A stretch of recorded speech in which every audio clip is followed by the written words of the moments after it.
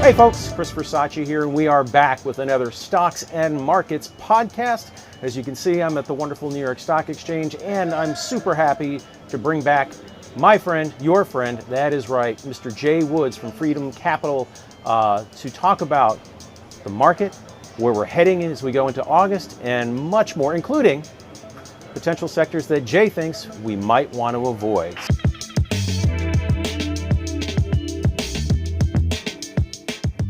Jay?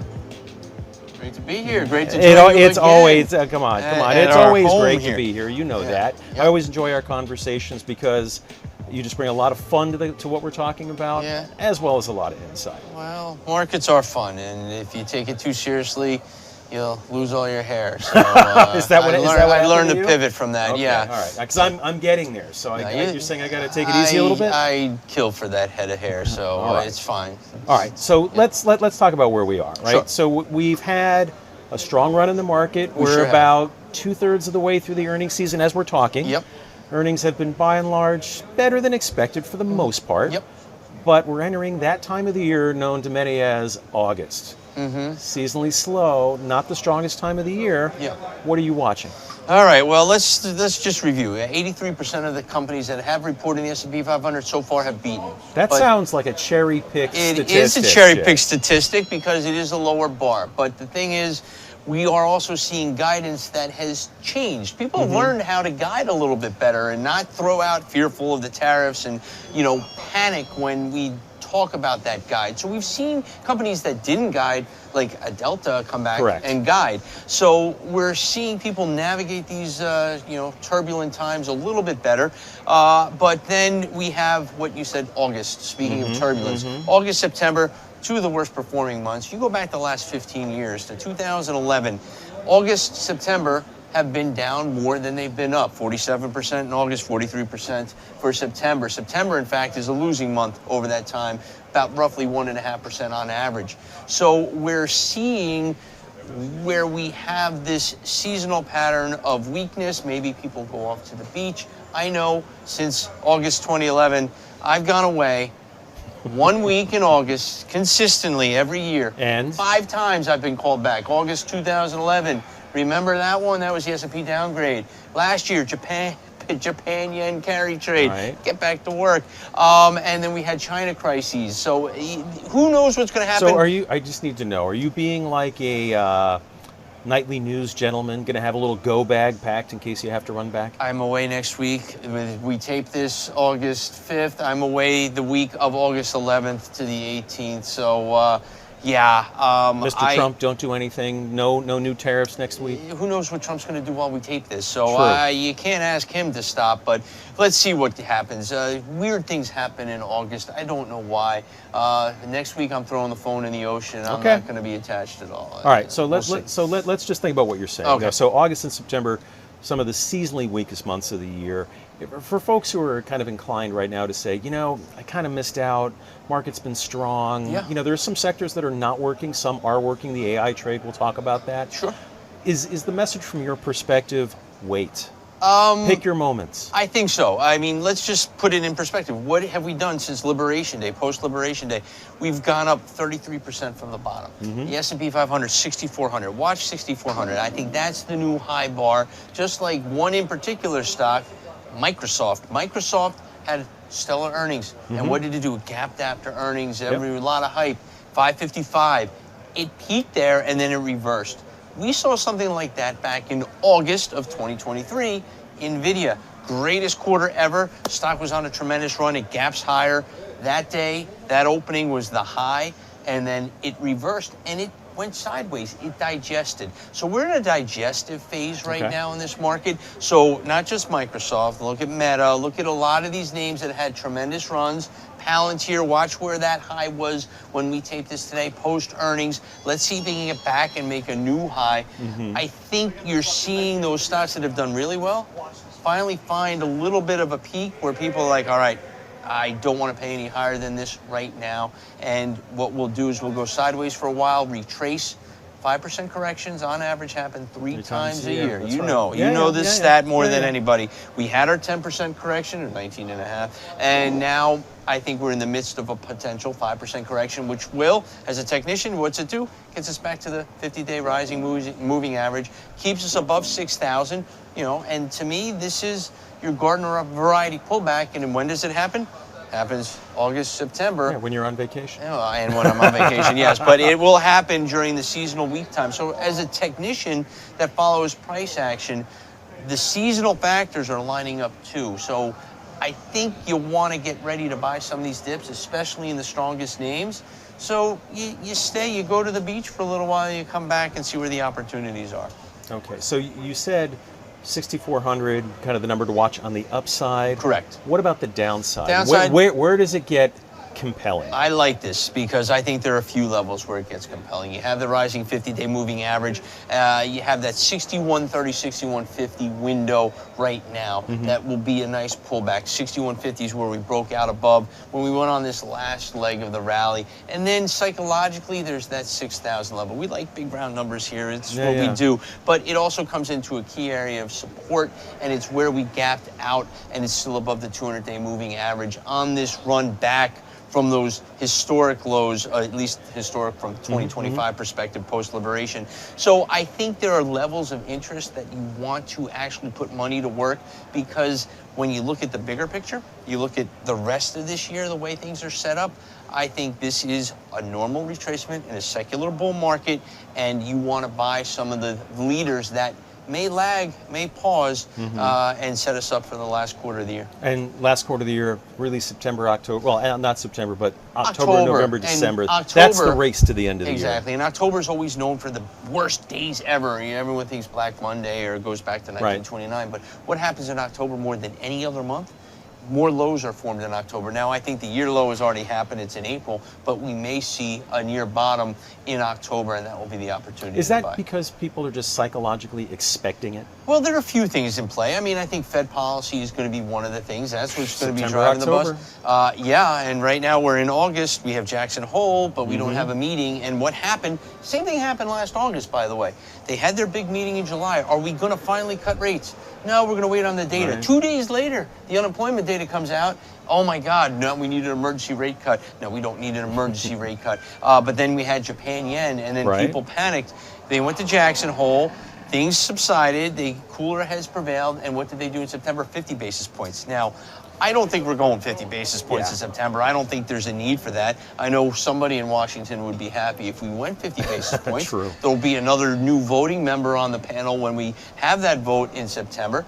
But that's another committee member, not a person who decides. I know. You know, remember, there are 12 voting members. Right. Only 11 voted last time. The one that didn't make the meeting just resigned, Adriana Kugler. So she'll be replaced probably with somebody that's a little more dovish. You think? Yeah, I would think. You know, we'll see. I mean, it would be crazy if they didn't. But it is a committee decision. And if we go one data point at a time, well, we had CPI that was telling us, ooh, nope. And because inflation is getting a little, you know, it's moving up. It's moving the wrong direction. But the other part of the dual mandate, unemployment, was at 4.248%. Yeah. You round up, it's 4.25, and then you round that up, it's 4.3. We haven't hit 4.3. We've gotten a 4.2 4 times since they cut. So now, as a technician, I'm looking at a breakout on this number. But to me, unemployment now is the narrative of the day. Let's see if we walk back and go to inflationary data. That's interesting because last week, you know, yes, we got the July employment report. Yeah. I didn't really hear much about the unemployment rate. I heard a lot more, and I'm sure you did too, about those massive negative revisions. That leads me to think that it's not so much the unemployment rate that matters. Yeah. The Fed might focus in that. I think the market's going to be more focused on job creation numbers going forward. Oh, without a doubt. Those revisions took people by surprise, and we can talk about how wonky the numbers are and how these surveys just need to be revisited. Surveys, yeah. Some people fill them out, some people don't. Right. 3-month rolling average is what I think is what we want to look at, but that was alarming, and we had alarming numbers a year ago in August as well, with revisions over 800,000. So, but you nailed it, job creation. And now, as a parent of a senior that just graduated college, Ooh. as a professor at Fordham University who teaches people who have just graduated grad school, you hear their stories. Their job interviews. And what are they saying? Are they getting interviews? All right, they're getting interviews. They are applying for jobs, not hearing back. Those interviews that go well, they get kicked down the road. They're not rushing to hire people, because what people are doing is they're waiting to see what the impact of this trade war and these tariffs may be. So we're seeing a pattern across different industries. My daughter, marketing, graphic design. My students, finance. They're getting interviews, but they're not getting the call to duty, if you will, right. and getting the job. I think what you're saying is uncertainty breeds uncertainty. Without a doubt. And right now, we're not in recessionary times, but when you see a number in a revision like that, that could be the event that triggers something down the road. So you got to be leery of it, and then you got to see what the next month of data provides us as well. Okay, so three questions actually. Go for it. When we were here last time, several weeks ago, you were saying the stock to watch, NVIDIA. And I remember you saying, if it broke 145, it was off to the races. Yeah, 150, and it did. What it did. And it did. Well, and so so here's the question. All right. What's the stock this time to watch? It's Microsoft. It's the same pattern. Let's not poo-poo NVIDIA. That stock has gone a tremendous run. Will it continue to 200, which I think it will get to by the end of the year, or will it digest? Microsoft did exactly what NVIDIA did. It hasn't had a sideways action in quite some time. Constructive base building, as I call it, consolidation, where it can then break out above. So I think that 555 level on the upside, and then around 520, a little lower than that 515 on the downside, will be where you want to watch, because that is price action that you see when, hey, our earnings were great.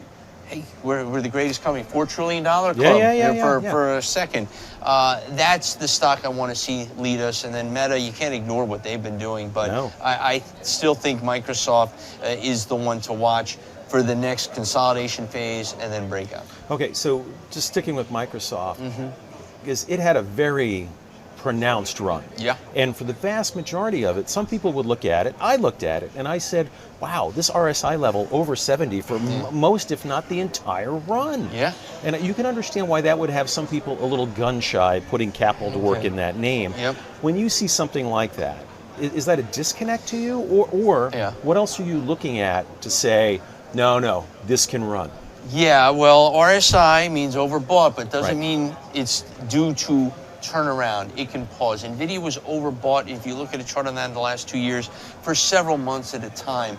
The trigger for day traders, swing traders, is when it crosses below that overbought condition at 70, and then you see the stock tend to sell off. You see momentum sellers come into the name, but it can be overbought for an extended period of time. We just saw overbought conditions in the S&P 500 after this epic run. It took 2.5, 3 weeks before the market had one little sell-off, and it's only been 2.5, 3%. Right. So to me, I saw some bearish divergences with the RSI, with momentum indicators slowing, but the S&P just cracked, and I still think it will go a little bit lower, or at least trade sideways, consolidate before we take that next leg up. So the S&P and the Microsoft charts, to me, are telling the same exact story. And then when you look at the S&P 500, well, 33% are those Mag 7 names. 38 if you add in Broadcom, which might as well be a magnificent name at this point. JP Morgan and Uncle Warren in Berkshire. Those 10 stocks make up 38% of the S&P 500. So you need to follow it,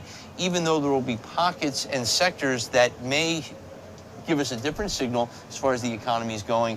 Right now, the technology, the AI story, the financials, they're doing okay, and that's going to take this market higher. Well, let's pause on that, because this morning, President Trump gave a big interview, and he said, more tariffs coming, pharmaceuticals and chips. You taking a wait-and-see approach on what this chip tariff is, or do you think it might be enough to derail the demand that we're hearing and the rising cap spending from Microsoft, Meta, Alphabet, and everybody else? Yeah, they're two different sectors, two very different. Pharma is getting hit. Pharma, healthcare, disastrous. The drug makers don't know what to do here, because what he wants to do is get comparable pricing in the U.S. To our European counterparts. You and I, this is fantastic, Yes. but to the drug makers, to the shareholders of these stocks, this is going to hurt their margins dramatically. They're already going through enough of these patent cliffs, meaning their big drug that they had Coming off exclusivity patent, right. over 20 years. You remember 2000 to 2005, we had a boom for the pharma industry. We had a little boom for Pfizer and Moderna with COVID, but I think that's over, and you've seen these stocks suffer. So pharma, very different than tech. So the AI spend, the AI story is still there. They're going to navigate these waters a little bit better than, say, our people in the pharmaceutical industry. So will it have an impact? Yes. Will it have a major impact? NVIDIA got their own little exclusion to go deal with China. They did. So let's see who goes to the White House. Watch those CEOs that team up. Tim Cook has gone to the White House. It hasn't gone as well as Jack Ma's visits, but or not Jack Ma, Jensen Huang. Yeah. Sorry about that. That's Jack Ma. right. Ali, Bob, where's Jack Ma anyway? Yeah, we haven't seen him in ages. MIA. But yeah, watch who's going to the White House. Watch who's the president has relationships with. Elon Musk has kind of tempered his rhetoric back. Yeah. Nice pay package, by the way. Goodness gracious, yeah, he's going to be the first trillionaire at this rate.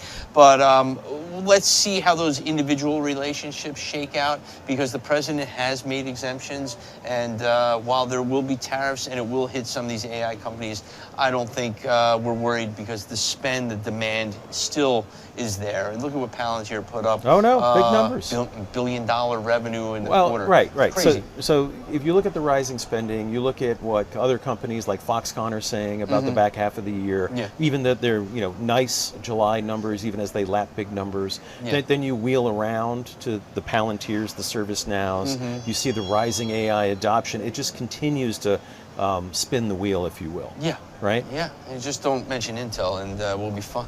Well, there are some losers in this space, but they're losers because they couldn't keep up with the companies that have been eating their lunch for years. They're losing out on data center. They're losing out on the PC side. And that whole fab discussion, disaster. I keep rooting for them, and then they get downgraded by Fitch. You know what? There are a lot of people who 2-3 years ago, when the CHIPS Act was coming around, they were very bullish on Intel because it was one of the pure play U.S. chip manufacturing companies. Understandable, right? There's a lot of other U.S. chip companies, but they fab elsewhere in the world. People thought this might have changed Intel's position. Sadly, it did not. No, it did not. It did not. So that was a horrible pivot on my part. Let's talk about some good That's stocks. all right. That's all right. Let's well, go. let's stick with some member questions. Okay. Right. So, folks, if you're a Pro Portfolio member, you get to ask questions for the podcast, whether it's to me or to our esteemed guests. So, with that in mind, we've got 3 questions that come from Pro members. Let's see what they want to ask Jay. 3 questions. I don't know what they are. Your members, by the way, always bring it. They really pay attention to markets. I appreciate that. I know they enjoy you. Go gentle. Here we go. Here we go. Compliment. Yeah. So Jay, all right. Folks always like to talk about sectors that they're bullish on. Yeah. But as well as I do as an investor, it's important to sidestep potential mistakes. Yeah. Right? Because they can be costly. You could have a lot of gains, but a couple, missteps could wipe those overall portfolio gains out. What are some areas that you are recommending people avoid? Yeah, well, there are 2. Staples are a struggle. It's who's who in the staples, and you talk about tariff uncertainty. So staples, we're talking Procter, we're talking Clorox, Kimberly-Clark. Yep, and we're talking, not Walmart so much, but overall, you're talking about those household, everyday items that we use that. It's going to be tough because their margins are going to get hit. It's going to come back to us, and then the consumer is going to get a little more selective. The one winner in that aspect have been the Dollar Generals, the Family, those retail, those cheap retail stocks, if you will. Right. Dollar Store, Dollar Tree, Family, I mix them all up. So I have to ask this question. Staples, yes. Just as a follow-up, because we own this stock in the portfolio, and it's been trending lower. Yeah. They are one of the few companies that report monthly revenue numbers. You know who I'm talking about, Costco. Yeah. I see rising food prices yet again. Yep. That is a sweet spot for them. People come in, they go in right to the back, they get their steak, they get their chicken, they get the hot dog and soda. That's at the front, but you always get that on the way out. And then of course they add on other items. Yeah. You know, the running joke is you can't walk out of Costco without spending $300 or $400. So from it's your true. perspective, you know, we look at their monthly numbers compared to the retail sales report. Any inclination as to why that stock just hasn't been working? Because they have a loyal fan base. They are a dedicated group of users. And like you said, people go in there, it's a brand they know they love. They have that $1.50 hot dog soda deal. That changes, then who knows? But people were concerned a year ago when they raised their membership fee for the first time since 2017. Oh my God. Memberships, no, didn't decline. Continues to grow. They continue to grow. So they can pass a little bit on to the consumer because they're dedicated and loyal to that brand. But that's where I'm being selective. It's some brands have it, some brands don't. So overall, the staples will have margin pressures. And then the other sector, materials. The materials are a little wonky because you have some of the miners that have done well. We've seen volatility in copper prices. Now it's back down. Newmont Mining, gold. They've done well, but the Sherwin-Williamses of the world, the Dow Chemicals of the world, wow.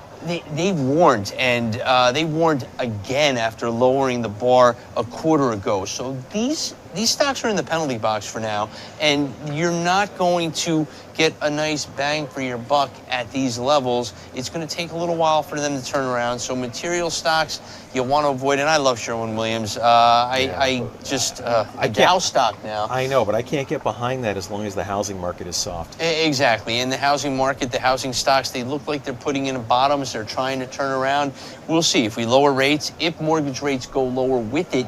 They didn't really move to the downside when we cut a whole 100 basis points a year ago, between September and January. But we're starting to see some signs that the housing market could come back. That could bode well a quarter or two for Sherwin-Williams. But to avoid materials and then some of the energy names, the big energy names, the Explorers have been doing well, the XOI, but overall the XLE, it's looking good, but I would probably still sell on the strength that we see from energy. All right, number 2. All right. Hard to believe there's a number 2 after that. All right, go. Jay, here we go. Coming off the July employment report, a lot of questions about the data. Yeah. How can we trust the data, these types of things? So the question here is, if not data from the Bureau of Labor Statistics, where do we look? That's a great question, and that's one that we've been discussing amongst ourselves down here.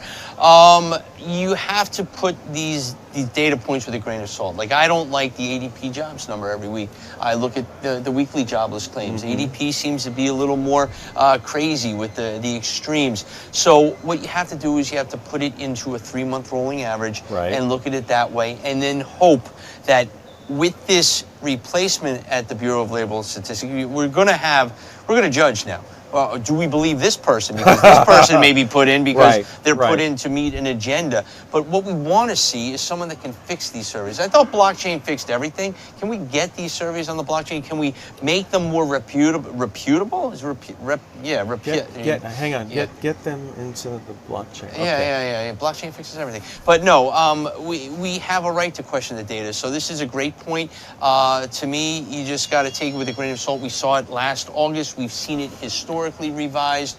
To me, it's something that needs to be done, and Doge did cut a lot of those jobs, so we don't have enough people working on this point. So there has to be a better way. Yeah. Right. Why can I think about this with voting all the time, and I realize there's security issues with it. But we have the greatest device ever in our hands. Twitter surveys, they're real. And not even Twitter surveys. But why isn't there some app that allows us to track some of this data? You know, are you interviewing? Are you looking for work? You know, these sort of things, so that we can actually make it easy to do. Yeah. And why do we have to revise the data if what you gave me the first time was right? Yeah. This is a question that I think maybe this viewer of yours should get into the ear of a lot of people in Washington, because it's something that's driven us crazy forever. That's why you got to go with the rolling averages, and then when you're trading, what's the one thing that only pays is price. So I always deflect, like, these are estimates, earnings are estimates. The only thing that will make you money is the price of that stock at that time. So to me, I don't pay a lot of attention when you see revisions like this. You question the data. I don't think there was a conspiracy as to why it was revised. But you know, let's go, guys. Let's get on the right page and get some data that's a little more timely, a little more reliable. But GDP data that got revised to back to COVID not too long ago, that we didn't really technically have the recession on a GDP point of view. One of the quarters that we thought we were down in back-to-back quarters was actually up. So I don't put too much credence in the data. I put more credence in the trends, and the trend is not good right now, and that's what I follow. But great point. Let's get this fixed, and maybe this will put more light on it, the silver lining of the firing of the BLS. So before we move on, I'll just say, to me, it's another reminder that you don't put your faith in any one particular data set. God, no. No. You have to triangulate around a whole different, bunch of numbers. And I will say this, July ISM services, that was not the employment figure that I think people were hoping to see, because it fell month over month, raising some additional concerns about the tone of the jobs market. But we got a lot more data coming over the next couple of weeks. This question, Jay, I'm anxious to see your answer. Here we go. All right. In the current, do we give credit to the person that asked the question? Can we say, Marie from Seattle asked this, or I cannot do this. Well, I want to know, the viewers to know that we appreciate who they are, and I want to single them out. All right. I'll do a better job. I'm just making this up. Go ahead. In the current environment, Jay. How do you balance uncertainty in the air versus opportunity? Uncertainty breeds opportunity. That's what I like. Certain markets are boring and, we're going up every day. No, uncertainty, worry, that's what makes a market. You have the other side of it. So I've been blessed that I was a market maker here for years. And, when people are uncertain, jittery, you take advantage of that. And when you get fearful uncertainty, you get dramatic sell-offs. That's opportunity. That's when, as a technician, I look at my levels, as I look at sentiment indicators. Sentiment, uncertainty, we hit historic lows. I'm not talking historic for the year. We're talking when this tariff tantrum happened, uncertainty, sentiment washed out to historic levels. That's when you feel like, oh my God, this is the end of the world. That's when you have to say, wait a second. This is an opportunity. Look at the big picture. So to me, we are climbing a wall of worry. We just hit new highs last week at 6,400. We still didn't know what the tariffs were going to be. We still don't know. We're boring with India now on the tariff front. Or where's China to wind up? We got 6-month extension with the EU. We got nuclear subs going to Russia. That's not great. But right now, I am following the price action. The price is starting to slow and tell me, okay, let's put the brakes on this, look for opportunities if the dips arrive, and if we get more uncertainty, then maybe that's the opportunity we want. So to me, it's normal to want certainty in these markets. We're getting it through some of these earnings calls and the individual names, but overall, we have a president that you don't know what he's going to say from minute to minute, from interview question to interview question. I am not going to try to find out or figure out what Donald Trump is saying next. I just want to know what the market reacts to it. And right now, the market has gotten used to some of this rhetoric, and we'll see what the next uncertain thing is that causes the sell-off. But the people you have to be certain of are the 500 leaders of the S&P 500 companies that trade here, the New York Stock Exchange, here at the NASDAQ. I thought it was 10 stocks.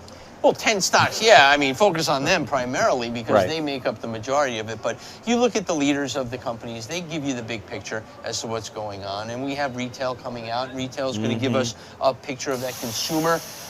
It may not be a pretty picture, talking about uncertainty. Well, but consumer demand, margins, tariffs, that's not three things that get me very excited about most of retail. No, and personal debt and spending, and there's a lot. But if I was to hyper-focus on each individual data point, I'd lose my mind. So I try to take that approach from a bird's eye view and see the bigger picture. And right now the bigger picture is we're going through some normal seasonal times. We're in a period of uncertainty after a tremendous run. What do we do after we have a tremendous run? We digest those gains, we consolidate. I do not think we're on the verge of a bear market or a recession, but there are some data points that have my antenna up. And if the data changes, if price changes, then I'll change my tune. But right now, those leaders that we need to focus on continue to chug along just fine. And I'm okay with a little bit of a pullback right now. And I think we're going to be set up to have a strong fourth quarter and finish 2025 at or near all-time highs. All right, I heard that. I have a follow-up question. This one comes from Chris Versace. Oh, wow. Here it comes. From where? From where is he based out of? He's right here at the New York Stock Exchange Oh, I thought today. he was from Virginia. Well, that is true. That is true. But so as we game out what you said about August and September, we game out the amount of data that we're going to get, and then, of course, the time of the quarter. Right after Labor Day, we tend to see a wave of conferences coming. And I think one of the first ones in September is Goldman Sachs Technology and Communications Communicopia Conference or something like that. Do you see that as a potential catalyst for the market? It's a catalyst for the individual sectors presenting at these conferences. Okay. There's not going to be one conference I circle on my calendar unless I'm there that I, is going to say, oh, this is the one to watch because it'll be the one to watch because NVIDIA is going to be presenting there. Microsoft's going to be presenting ServiceNow. So I look at it from that perspective, not like, okay, this is going to change the overtone of the market. So the conferences are very important to keep an eye on, just like an Apple event or an NVIDIA event, a Tesla event. So it won't move the needle of the overall direction of the market, but if it's the tech sector, it's going to move it a lot more than, say, the material conference that I'm sure you'll be lined up to go to as well. We will see. We will see. All right, Jay Woods. Thank you so much, Thank folks. That is the one, the only Jay Woods. Always a great guest, great conversation. We will be back with another Stocks and Markets podcast before you know it.